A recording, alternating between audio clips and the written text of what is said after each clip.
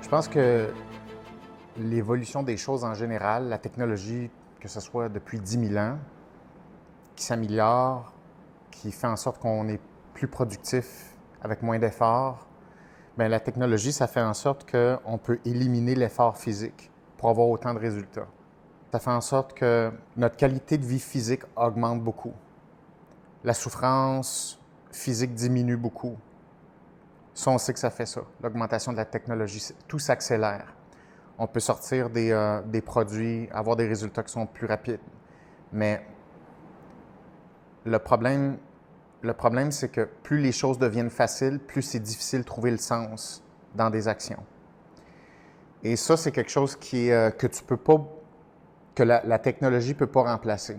Même si la technologie augmente en puissance, en vitesse, en productivité et permet de tout faire facilement, ça fait juste repousser le problème que pour que quelque chose ait du sens, ça prend une notion de difficulté, de responsabilité, de sensation d'inconfort. Le sens est là.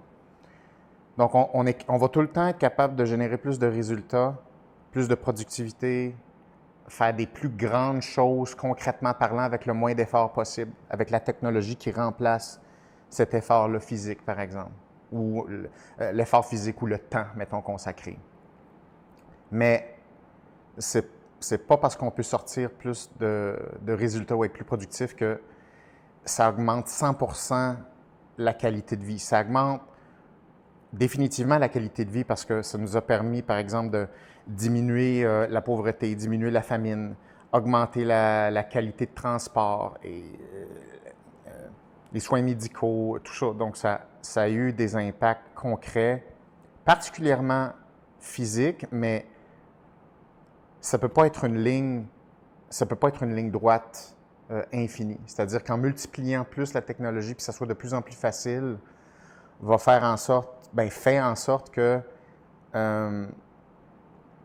tu peux pas trouver plus de sens dans quelque chose qui est hyper facile.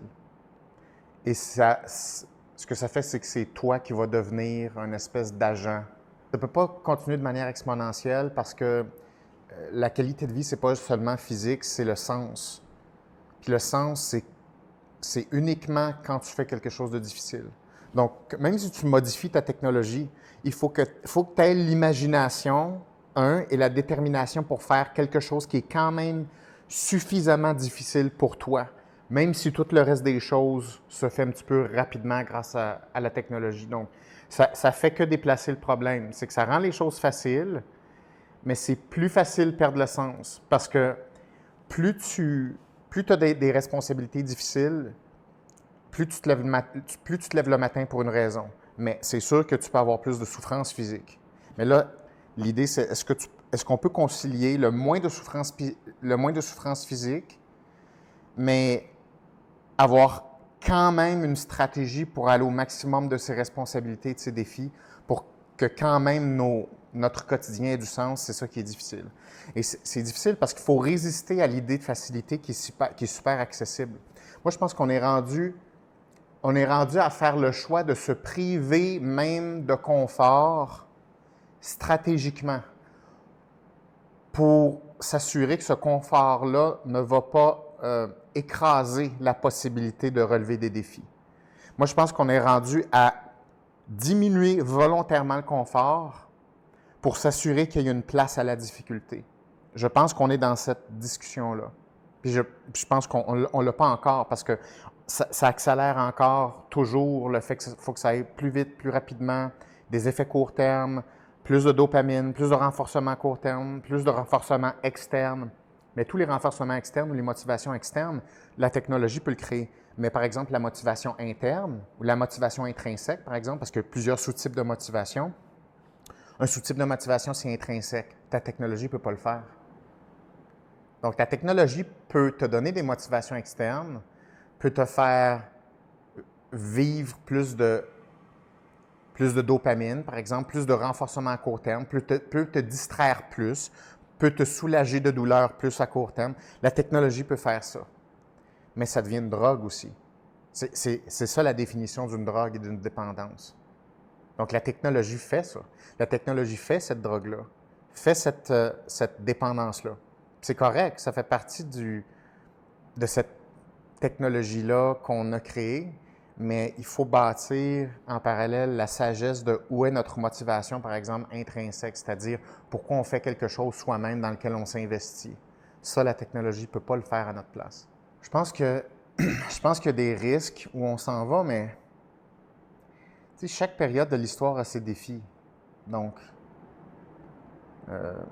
OK, ça c'est notre défi. Le défi, c'est gérer le confort et la technologie, la rapidité des renforcements, la disponibilité des renforcements, l'infinité des choix, le sentiment infini de liberté. OK, peut-être que c'est ça le défi en ce moment. Peut-être que c'est ça qu'on a à apprendre. Puis peut-être que la survie humaine, puis la survie physiologique, la survie psychologique, peut-être qu'on est rendu dans une survie comme ça. Peut-être qu'on est rendu dans une sorte de darwinisme où l'espèce va survivre grâce à sa capacité à maintenir un sens et plus à cause de la technologie. Peut-être que c'est ça. Une chose qui me vient à l'esprit, c'est je suis allé dans plusieurs communautés très traditionnelles, des villages super éloignés, presque sans technologie. J'ai toujours aimé ça aller là. Et une chose qui est flagrante pour moi, c'est à quel point la détresse psychologique est, je dirais, peu présente, pas perceptible. Du moins, je vois pas de troubles anxieux, par exemple. Je vois pas d'insomnie. Je dis pas que ça n'existe pas, mais je pense que c'est raisonnable de dire que ça ne se compare pas avec les troubles psychologiques associés à la modernité. Là, on pourrait dire, ah, c'est ça qu'il faut vivre. OK, mais il y a toujours une contrepartie, c'est-à-dire, par exemple, l'anxiété n'existe pas vraiment parce qu'il n'y a pas vraiment de préoccupation sur le lendemain. OK, c'est super, on est dans le moment présent. Tout le monde tripe sur le moment présent. Mais ils n'ont aucun accès à l'aide médicale.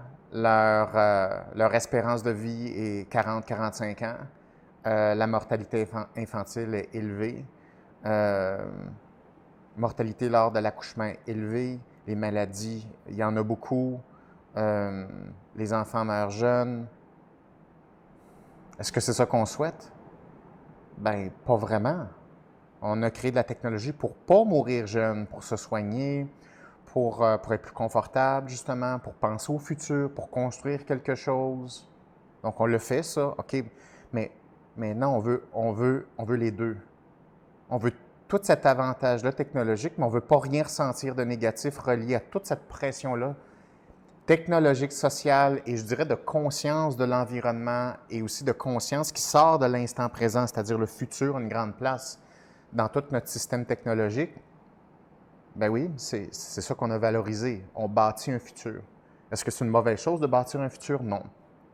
Mais on ne peut pas seulement dire moi, je veux du sens, je veux focusser sur l'instant présent, je ne veux pas rien ressentir comme anxiété, mais je veux toute la technologie qui me rend confortable. On ne peut pas avoir tout parfaitement. Le défi, c'est comment bien concilier les deux. C'est la seule question qu'on peut se poser. Parce que passer un temps dans des communautés très reculées, sans technologie, il y a quelque chose qui est beau là-dedans, il y a quelque chose qui est ressourçant là-dedans, il y a quelque chose que j'aime là-dedans, mais je peux garantir que la vie est dure et tu t'en ennuies de ta technologie à un moment donné. La vie est très dure, physiquement. Psychologiquement, peut-être moins, mais physiquement extrêmement dure. La douleur, c'est extrêmement dur. Concrète, physique.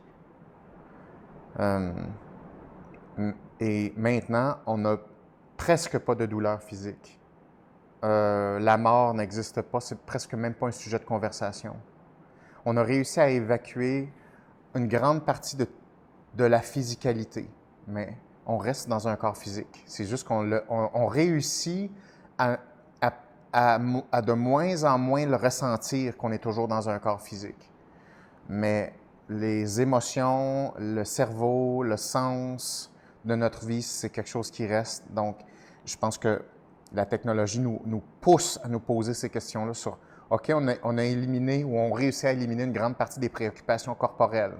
OK, mais on ne peut pas on ne peut pas éliminer 100% des préoccupations internes, psychologiques et au niveau du sens de notre vie. Et je pense qu'il faut se pencher sur cette question-là.